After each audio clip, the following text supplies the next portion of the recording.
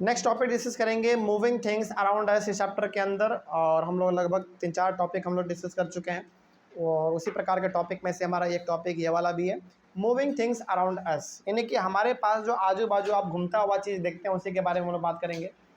पहला इसमें है मोशन। मोशन का मतलब क्या है समझिए।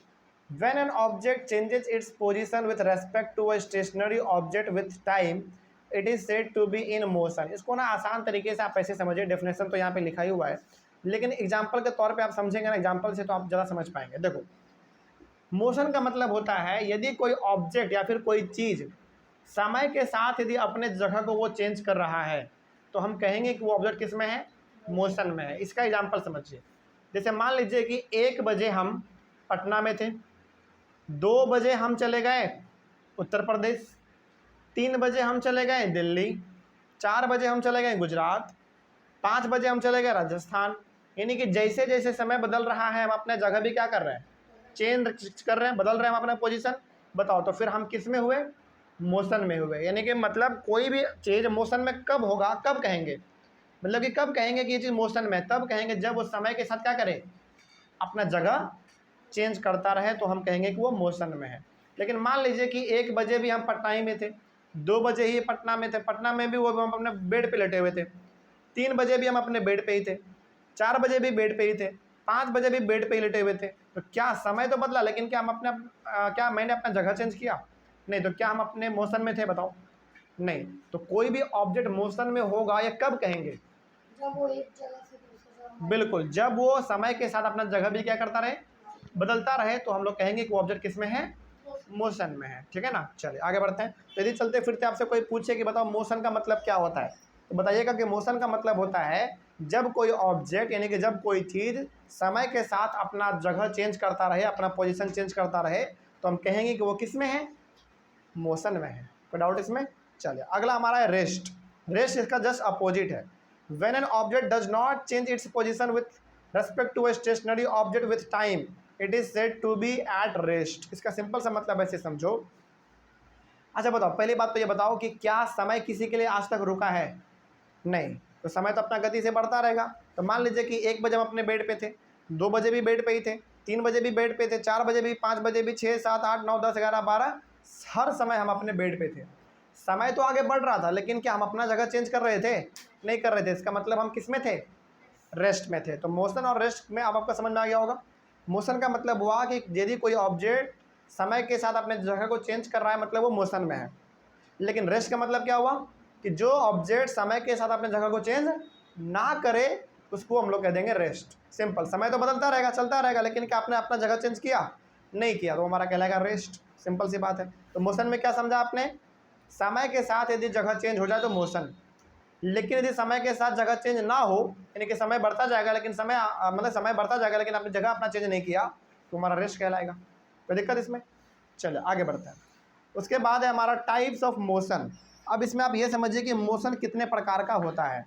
पहला है सर्कुलर मोशन, दूसरा है पीरियोडिक मोशन, तीसरा है rectilinear as well as rotational motion. चलिए 3 प्रकार का मोशन आपके एनसीईआरटी बुक में दिया हुआ है, तो इन सभी मोशन के बारे में हम लोग एक एक करके डिस्कस करते हैं।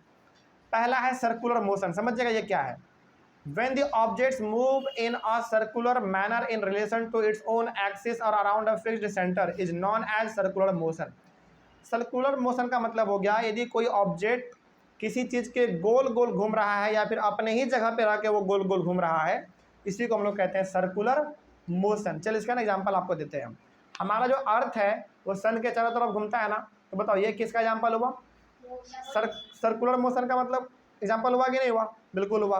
तो सर्कुलर मोशन का मतलब होता है कि जब कोई ऑब्जेक्ट किसी चीज़ के चारों तरफ घूमे या फिर अपने ही जगह पे चारों तरफ घूम जाए, उसी को हम लोग कहते हैं सर्कुलर मोशन। ठीक है ना। एग्जांपल अभी और देंगे आपको और समझ में आएगा। जैसे एन इलेक्ट्रिक फैन और the hands of a clock are examples of circular motion. जैसे आप ये पंखा ऊपर में जो चल रहा है, ये तो अपने जगह पे घूम रहा है।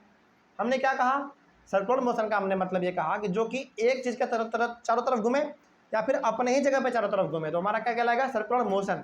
तो बताओ क्या ये हमारा जो पंखा ऊपर में चल रहा है, क्या ये एक सर्कुलर मोशन का एग्जांपल है? बिल्कुल है। आपके जो पीछे घड़ी लगा हुआ है दीवार में, क्या वो सर्कुलर मोशन का एग्जांपल है? बिल्कुल है, क्योंकि उसका जो सुई है बेसिकली, जो निडल है वो लगातार घूम रहा है, वो भी हमारा सर्कुलर मोशन का एग्जाम्पल हो गया। आगे बढ़ते हैं। उसके बाद है द इलेक्ट्रिक फैन और the hands of a clock are not moving from one place to another, the blades of the fan और क्लॉक रोटेट। मतलब ये एक जगह से चेंज नहीं कर रहा अपना जगह, एक ही जगह पे बार बार घूम रहा है। तो ये क्या बताओ, सर्कुलर मोशन का एग्जाम्पल हुआ कि नहीं हुआ? बिल्कुल हुआ, कोई दिक्कत इसमें? तो ये हो गया हमारा सर्कुलर मोशन। तो सर्कुलर मोशन के बारे में जो कोई पूछे तो सिंपल से बताइएगा कि यदि कोई चीज़ एक जगह से, मतलब कि यदि कोई चीज़ किसी चीज़ के चारों तरफ घूमे या फिर अपने ही जगह पे चारों तरफ घूमे, वो हमारा कहलाएगा सर्कुलर मोशन। ठीक है ना। आगे बढ़ते हैं। उसके बाद हमारा है पीरियोडिक मोशन। पीरियोडिक मोशन क्या होता है, चले जरा इसके बारे में भी बात कर लिया जाए। The motion which repeats at regular intervals of time is called periodic motion. Periodic motion का मतलब होता है ऐसा मोशन जो कि बार बार रिपीट होता रहेगा। रिपीट होने का मतलब वो बार बार होगा, बार बार होगा, समझ रहे बात को? यानी कि किसी खास समय में वो बार बार रिपीट होता रहेगा, इसी को हम लोग कहते हैं पीरियोडिक मोशन। एग्जांपल देंगे और आपको समझ में आएगा, जैसे pendulum, tabla, swing guitar are some examples of periodic motion. जैसे आप एक बार गिटार को बजाते हैं, जो गिटार का जो धागा होता है, कभी आपने एक बार उसको जोर से खींच के छोड़ा है? बार बार वो रिपीट करता रहता है कि नहीं अपना साउंड। बिल्कुल उसी प्रकार से पेंडुलम, वो घड़ी वाला टन टन टन टन करता रहता है ना, वो क्या हो गया, पीरियोडिक मोशन का एग्जांपल हुआ कि नहीं हुआ? यानी कि वो बार बार क्या करता है, अपने आप को रिपीट करता रहता है, अपना मोशन जो बार बार रिपीट करता रहता है, यानी कि बार बार वो चलता रहता है हमारा। रिपीट करता है मतलब वो बार बार दोहराता रहता है अपने आप को। तो ये हो गया हमारा पीरियोडिक मोशन। उसके बाद है rectilinear as well as rotational motion. चलिए इसमें क्या होता है देखो, when an object rotate as well as move forward simultaneously is known as rectilinear और rotational motion। हम लोग इसको दो नाम से जानते हैं, या तो आप इसको रेक्टिलिनियर मोशन कह दो या फिर रोटेशनल मोशन कह दो। इसका सिंपल सा मतलब है, देखो बड़ा सिंपल है ये, इसका सिंपल सा मतलब है कि जब आप किसी चीज़ को छोड़ते हैं और वो लगातार आगे बढ़ता चला जाए, उसी को हम लोग कहते हैं रेक्टिलिनियर और रोटेशनल मोशन। क्या समझा इसमें आपने? इसमें आपने सिंपली ये समझा कि यदि हम लोग किसी चीज़ को छोड़ दें और वो आगे ही केवल बढ़ता चला जाए, इसी को हम लोग कहते हैं रेक्टिलिनियर या फिर रोटेशनल मोशन। एग्जांपल, अब मूविंग बॉल, यानी कि यदि हम लोग एक बॉल को जोर से फेंकते हैं तो क्या वो पीछे आता है या आगे ही केवल बढ़ता है? केवल आगे ही बढ़ता है। तो यही हमारा हो गया रेक्टिलिनियर या फिर रोटेशनल मोशन। कोई डाउट इसमें? नहीं, रोटेशन यहाँ पे वो नहीं है। यहाँ पे रोटेशनल का मतलब है जो आगे ही केवल बढ़ता रहे। रोटेशन और रोटेशनल में फ़र्क है ना, समझ रहे बात को? तो इस तरीके से हमारा ये रोटेशनल मोशन भी कंप्लीट हुआ और इस टॉपिक के साथ हमारा ये पूरा का पूरा चैप्टर भी कंप्लीट हो गया। क्या आप लोगों को कहीं पर भी चैप्टर में डाउट रहा? चलिए आगे बढ़ते हैं हम लोग। फिर ऑनलाइन वाले बच्चे, आप लोगों को चैप्टर में कहीं पर कोई डाउट रहा होगा या फिर किसी भी टॉपिक में या फिर कहीं पर भी, तो आप लोग कमेंट कीजिएगा। हम लोग मिलेंगे अपने अगले क्लास में एक नए चैप्टर के साथ और एक नई शुरुआत के साथ। तब तक के लिए thank you very much and have a nice day.